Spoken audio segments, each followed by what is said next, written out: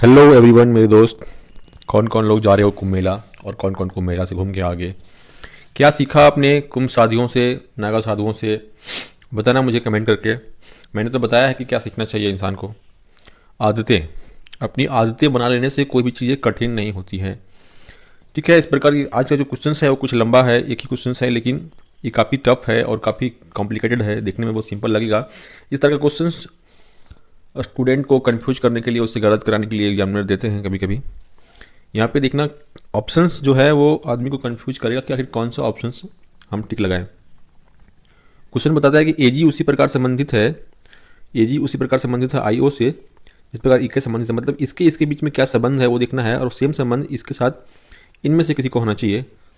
तो सबसे पहले अल्फ़ाबेटिकल का ये जो सीरीज क्वेश्चन है उसमें सबसे पहला चीज़ होती है भाई, आपको सारे अल्फ़ाबेट का नंबर याद होना चाहिए एकदम एट ए टाइम पे। जिनको याद नहीं है वो एक कागज़ में लिख लें, कागज़ में लिखने के बाद सबके नंबर कर लें और करीब करीब 20-30 क्वेश्चन को सॉल्व करें उस टॉपिक को, आपको सबका नंबर याद हो जाएगा।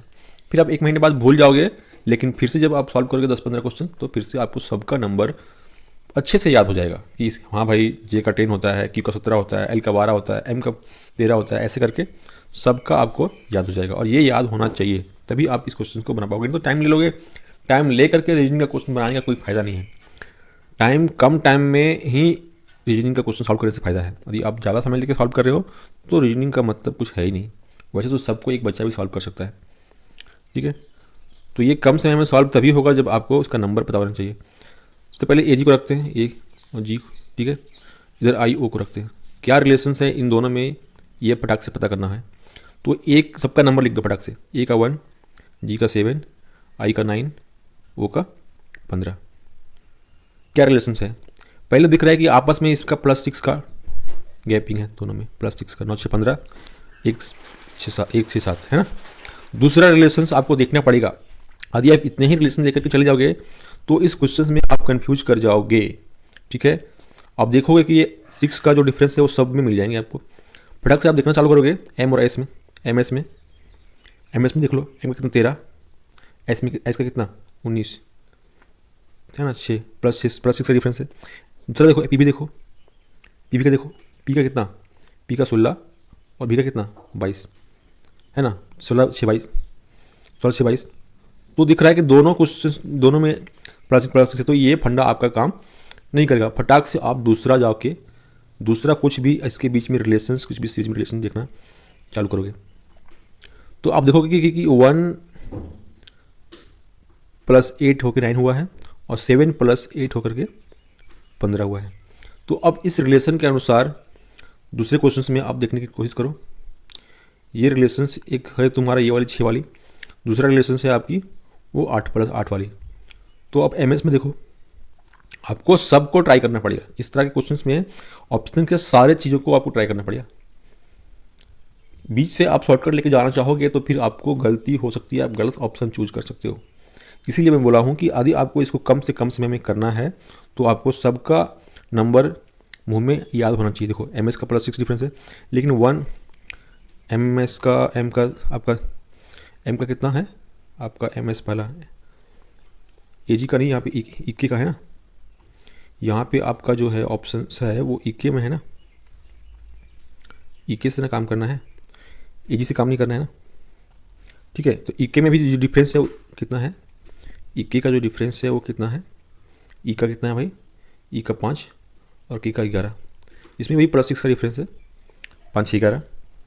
ठीक है, तो यहाँ से आपका बढ़ेगा, यही +6 का डिफरेंस लेकर के आप चलोगे, देखोगे एम एस में भी +6 का डिफरेंस है, तो ये काम जो है वो करेगा नहीं। ठीक है, तो आप ही वापस से करो। 5 और 13 में क्या डिफरेंस है भाई, क्या रिलेशन है? तो 5 और 8 +8 का डिफरेंस है। 11 और 19 में क्या डिफरेंस है भाई, तो +8 का डिफरेंस है। पहले भी आपने देखा था कि ए जी और इसमें जो है वो ए और आई में 8 का डिफरेंस था और जी और ओ में 8 का डिफरेंस था, या पहले भी देख चुके थे। ठीक है, यहाँ भी +8 का डिफरेंस आ रहा है। यहाँ पे ये एम एस जो ऑप्शन है वो दोनों कंडीशन को सेटिस्फाई कर रहा है। एक +6 का भी सेटिस्फाई कर रहा है, दोनों के बीच में गैप है, और एक जो ए और आई के बीच में डिफरेंस था वही ई और एम के बीच में डिफरेंस है, के और एस के बीच में डिफरेंस है। बाकी आप ऑप्शन चेक करोगे, बाकी आप ऑप्शन चेक कर लोगे, चेक करना पड़ेगा आपको, ठीक है, चेक करना पड़ेगा। पी का कितना भाई 16, बी का कितना 22। अब देखोगे तो +11 करना पड़ेगा इसका, तब 16 आएगा।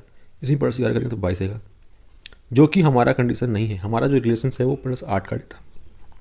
फिर से हम ट्राई करेंगे दूसरे में, आपको करना पड़ेगा। आप बोलोगे नहीं हम इतना तो देखने के बाद ही ऑप्शन मार देते हैं ना, नहीं, आप यदि ऐसा करके करोगे तो आपकी गलती हो जाएगी। ठीक है, LR में देखो आप, एक का कितना 12 और का 18, सब में +6 का डिफरेंस है ना। लेकिन वो कंडीशन तो सब सेटिस्फाई कर रहे हैं, तो वो कंडीशन जाना नहीं पड़ेगा। यहाँ कितना 5 और +7, तो ये +7 नहीं होगा, इसमें +11 आ रहा था। SY को करोगे तो कुछ और आएगा, सिंपल सी बात है। तो MS जो है वो ही जो है, ये ऑप्शन ही आपका जो है वो पूरे कंडीशन को सेटिस्फाई कर रहा है। इस तरह से ऑप्शन नंबर A जो है वो आपका ऑप्शन होगा। जिनको समझ में नहीं आई होगी वो वापस से वीडियो को देखेंगे, ठीक है, समझ में आ जाएगा। चलो नेक्स्ट क्वेश्चन देखेंगे। फिर ये प्रश्न हम आपको बताएंगे ये बताने के लिए कि ऐसे भी क्वेश्चंस को सॉल्व किया जाता है। आप सिंपल इसे चक्रवृद्धि ब्याज का क्वेश्चन ना समझें। पहली बात, सिंपल से आप इसके चक्रवृद्धि ब्याज का क्वेश्चन समझें, इसे हम कैसे सॉल्व करेंगे वो आप देखना। ये यूनिक मेथड, ये यूनिक स्पीड तरीका आपको नहीं मिलेगा कहीं, ठीक है। ये सब एक्सपीरियंस से आता है। यदि आपको समझ में नहीं आएगा तो मुझे आप कमेंट करके बताना, हम उसको फिर अच्छे से बताएंगे विस्तार पूर्वक, ठीक है, क्योंकि क्या क्या स्टेप्स हम लेंगे उसके बारे में, ठीक है। इसको आप फॉर्मूला से लेकर बनाने जाओगे तो भाई आप बना सकते हो, लेकिन जो बंदे इसे फॉर्मूला से बनाएंगे उसको कैलकुलेट करते करते 4 दिन बीत जाएंगे, ठीक है। तो सबसे पहले देखो कि बोलता है कि 2 वर्ष में 2840 का 15% का वार्षिक ब्याज की दर से कितना चक्रवृद्धि ब्याज प्राप्त होता है। तो मतलब सिंपल सा क्वेश्चन से चक्रवृद्धि ब्याज का भी सिंपल से सिंपल क्वेश्चन है। मतलब 840 रुपये की कर्जे पे 15% की दर से 2 वर्ष में कंपाउंड इंटरेस्ट बताना है। तो आप जानते हो कि कंपाउंड इंटरेस्ट में क्या होता है, इंटरेस्ट का इंटरेस्ट लगता है। तो एक साल में तो कोई इंटरेस्ट रहेगा नहीं, सिंपल इंटरेस्ट ही लगेगा। दूसरे साल में जो पहले साल का जो इंटरेस्ट था उसका इंटरेस्ट लगेगा बस। तो 15% पे खेलना है, इसको हम एक परसेंटेज बना देंगे क्वेश्चन। तो सबसे पहली बात है कि आप 1 साल का इंटरेस्ट निकाल लो। 2840 का कितना हो जाएगा 15% निकाल लो, वही तो 1 साल का इंटरेस्ट होगा, है ना। सॉल्व कर लो इसको। 1 0 से 1 0 2840 था, इसी से मैंने 100 डाला। उसके बाद 5 दिया 15, 5 दूना 10, इसको 2 से काटोगे तो कितना आएगा 142, है ना। गुना 3 कर दो इसको, जो आएगा वो 1 साल का 3 दूना 6, 4 या 12 और 3 और 1 426 रुपया 1 साल का इंटरेस्ट हो गया ये आपका। फटाक से आप निकाल सकते हो, है ना। उसके बाद 2 साल का इंटरेस्ट, यदि सिंपल इंटरेस्ट जानना है तो गुना 2 कर दोगे इसका। 6 दूना 12, 2 दूना 4 1 5 और 4 दूना 8, 852 रुपया हो गया 2 साल का इंटरेस्ट, और 426 रुपया हो गया 1 साल का इंटरेस्ट।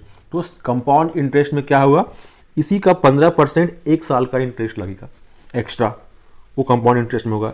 सिंपल इंटरेस्ट बोलता तो यही उसका 2 साल का इंटरेस्ट होता। तो इसी का 15% निकाल के इसमें जोड़ देंगे, इसी का 15% निकाल के इसमें जोड़ देंगे। तो आप 426 का 15% निकाल लो भाई, 426 का 15% ऐसे निकालते हैं हम लोग, है ना। निकाल लो।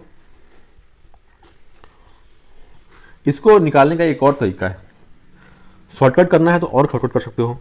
देखो 426 है, इसका 10% निकालना है तो कितना होगा, 100 से डिवाइड लगाएंगे तो 4.26, ठीक है। 4.26 कितना हो गया 10%। हमको निकालना है कितना 15%, ठीक है। नहीं 10%, ये 4.26 हो गया 1%, 42.6 होगा इसका 10%, ओके सॉरी मैंने बोल दिया था। अब ये हो गया 10%, अब इसका आधा करेंगे तो होगा 5%, तो इसका आधा कितना होगा 21.3। ये हो गया 5%, ये हो गया 10%, दोनों को जोड़ देंगे तो कितना हो जाएगा वो 15%। इसको मैं आपको पढ़ा रहा हूँ इसीलिए थोड़ा स्लो कर रहा हूँ, यदि आप खुद सॉल्व करोगे तो इससे भी फास्ट चलोगे। तो ये हो गया 42.6 प्लस 21.3, 6 3 9, उसके बाद 2 और 1 3, 4 और 2 6, ये 15% इसका हो गया 1 साल के इंटरेस्ट का 15%। अब इसी को इसमें जोड़ दो 63.9 अलग हो जाएगा, 3 2 5, 6 5 11, 8 और 1 9, 915.9, 915.9 कहाँ पे भाई, तो ऑप्शन नंबर डी। ऐसे भी आप इंटरेस्ट के क्वेश्चंस को बना सकते हो, सॉल्व कर सकते हो। आपको कोई फॉर्मूला याद करने की ज़रूरत नहीं है, फॉर्मूले को सॉल्व करने की ज़रूरत नहीं है। जो खेलना है आप खेल सकते हो। जिनको समझ में नहीं आया होगा वो मुझे कमेंट करके बताना, मैं उसके लिए स्पेशल क्लास में उनको दूंगा।